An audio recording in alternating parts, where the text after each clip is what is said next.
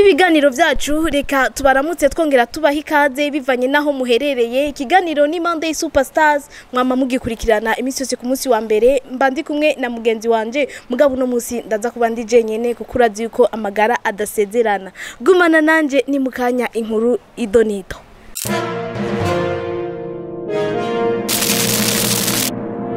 Dutandukire ku nkuru ni inkuru twari twabashikirije, inkuru yuko iravugwa muri amicale de musiciens aho hagomba habe amatora kuko urazi yuko hari hamaze imisi hari abatwara by'ifata kibanza. Ubu abariko baritoza ni Edith Kimana hamwe na Cedric Bangi na Bright. Urashobora gutanga ijwi giwawe. Ibisabwa rero ku muntu azoshobora gutora nibi: ubanze kwanza ube uri umumambre, uri umuririmbyi kandi ufise ijya karata nshasha, ndetse unakurikije kujya kuntu baguma batanga intererano ku kwezi, ukaba wararangije nawe we kuyitanga, aho ukaba urekuriwe gutora. Ikiringo batanze ni tariki 22 Kigarama 2021, aho uzobe wahejeje byose kugira amatora uzoyitabire.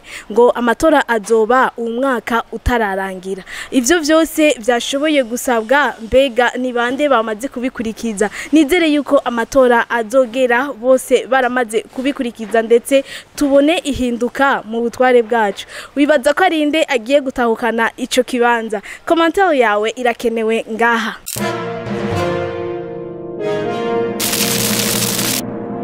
Tubandanye n'amakuru yacu. Ngo agashimwe ka prix de couverte twari twiteze yuko gashobora gutaha mu gihugu cacu tukazaniwe n'umwigeme Tetero, nuko ntibyashoboye gukunda. Mugabo ku bwa Tetero avuga yuko yashoboye kuhigira byinshi, mugabo n'umwaka uza ngo arashobora kandi gusubira kugerageza.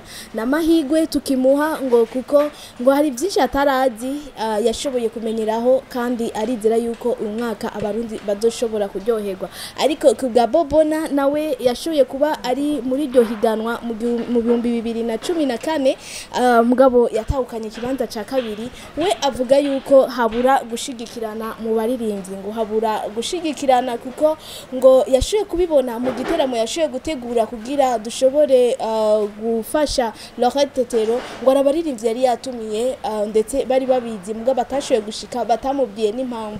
Ngiyo rero ngo izo bari impamvu imwe izotuma abantu iyo baserutse mu makungu bizoba bigoye cyane gutsinda, kuko ngiyo udashigikiwe nabi wanyu biba bigoye gose. Kugalora Tetero wewe ngo arashimira uwo wese yashoboye kugira icyo ashoboye kugira ashobore gushika muri ryo higanwa, ndetse n'uwo wese yakoze icyo cyose kugira ashobore kuyitahukana nuko atashoboye kuritahukana.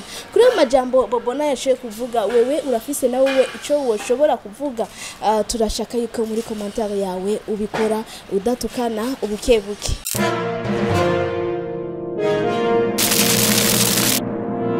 Igenekerezo rya 17 Kigarama niho bahashoboye gutangwa ubushimwe butandukanye. Ni mu kibanza arena aho abaririmbyi batandukanye bari bishikiye kugira bashobore kuryoherwa cyane n'ubwo bushimwe bwabo. Ni platform show Music Award. Abashoboye gutahukana ubushimwe butandukanye mu bisata bitandukanye: Best Diaspora Hip Hop Fizzo John, Honneur Homme Muri Ndabaniwe, journaliste kuri RTNB. Best Diaspora Artiste R&Biste Achilian.